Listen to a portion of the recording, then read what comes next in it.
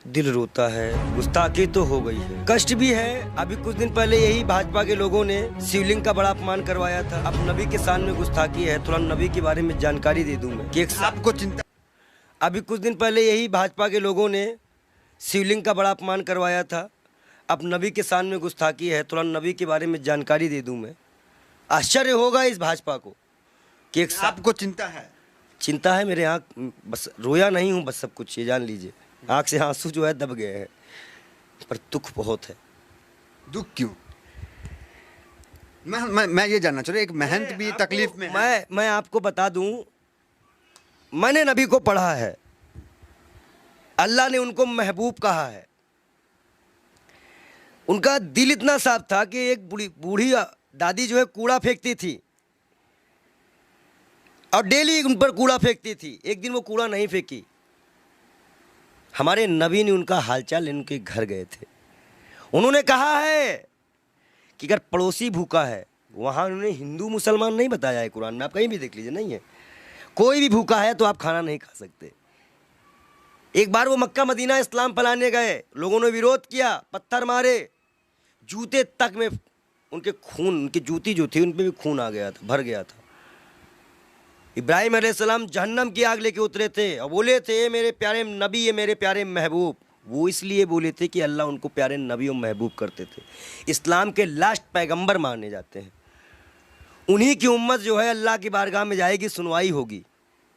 62 से 73 फिरके हैं इस्लाम में, उन्हीं की उम्मत जाएगी, वही बख्शाइश कराएंगे।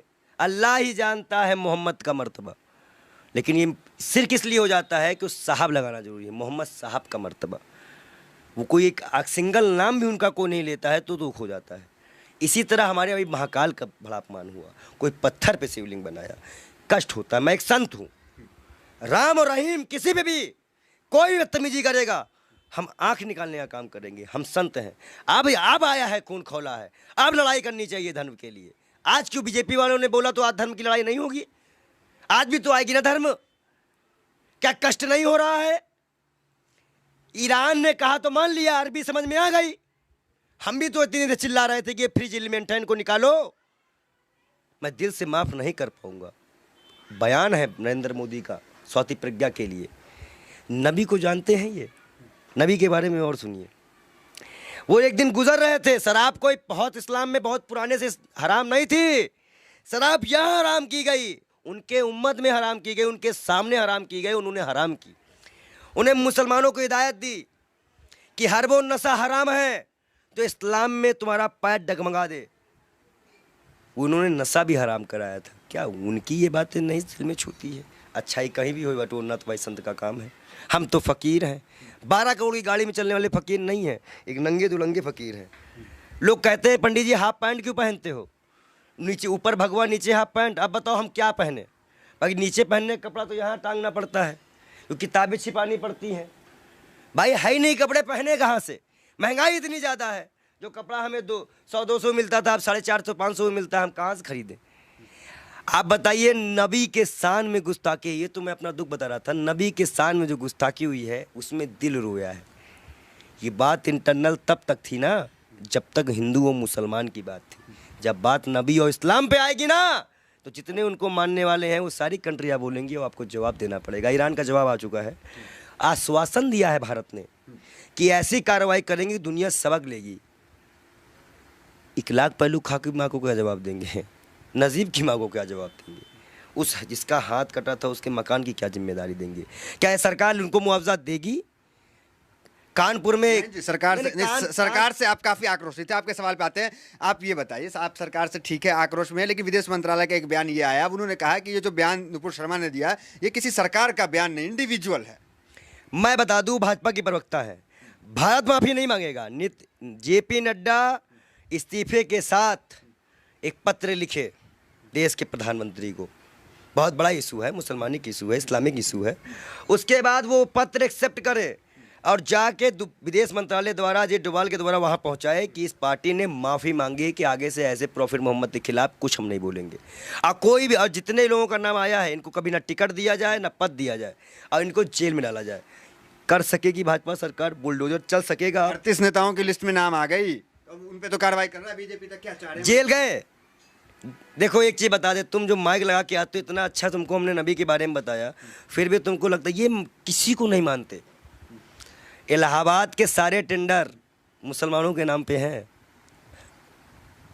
सारे मुसलमान लोग पाए हैं, जाके चेक करवा लो। आप हमें समझ में नहीं आ रहा, आप एक महंत हैं, नरसिंहानंद भी एक महंत है, वो तो नुपुर शर्मा के खुलेआम सपोर्ट में आ गए हैं क्योंकि हम हैं पूरे साथ। देखिए दलालों की बात मत किया करिए, अभी पैसे के मामले में फंसा है बेशर्म, उसको तो हम बेशर्म कहते हैं।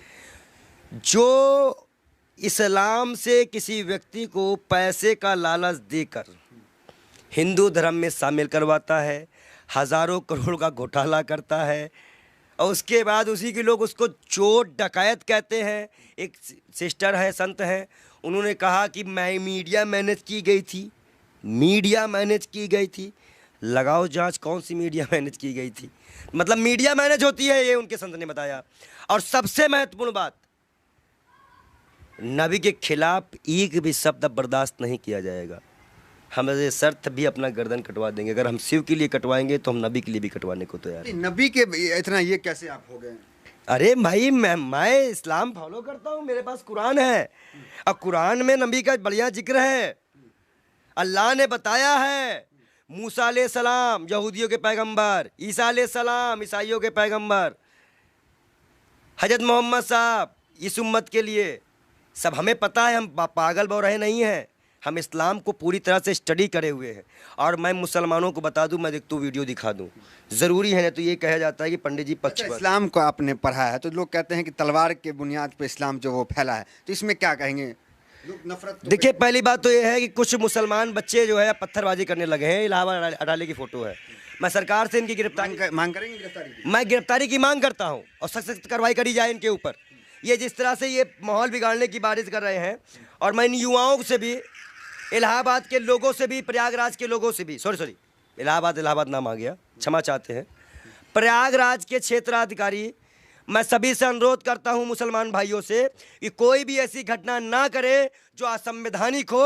ये बाल योगी आपके खिलाफ भी जाएगा, गिरफ्तारी हो ऐसे लोगों की, और जिन पार्टी संगठनों का हाथ हो, जिन नेताओं का हाथ हो, उनकी भी गिरफ्तारी हो। मैं मांग करता हूं योगी सरकार से कि ऐसे लोगों को गिरफ्तार किया जाए, चाहे वो 18 साल का हो या 16 साल का हो। लेकिन अगर कोई बच्चा बहका हुआ है, हिंदू हो चाहे मुसलमान, सिख, ईसाई, कोई बच्चे को बहकाया गया है तो उसको एक दंड देकर छोड़ दिया जाए, और जो इसको बहकाते हैं उनके ऊपर सख्त कार्रवाई करते हुए यूपी को शांत कराया जाए। ये बहुत बुरी बात है कि मस्जिद से निकलते ही पथराव चालू हुआ, अब बच्चे पथराव कर रहे हैं पुलिस पर, ये साफ दिख रहा है, ये गलत बात है, इसका हम विरोध करते हैं। अब आप मत कहिएगा कि हम मुसलमानों का विरोध नहीं करते हैं, हम बराबर विरोध करते हैं हर चीज़ का। हर वो व्यक्ति दोषी है जो नबी के शान में गुस्ताखी करे, महाकाल के शान में गुस्ताखी करे। अभी आगे नबी की शान में आप भाई, नबी की शान में भाई, लोग कहेंगे कि ये संत तो नबी की शान में कसीदे पढ़ रहा है। महाकाल के बारे में भी हम बता रहे हैं ना, महाकाल के भक्त भी हैं कि महाकाल को भी अभी सड़कों में किस तरह से अपमानित किया गया, नबी के बारे में बोला जा रहा है। हदीस की एक लाइन बोली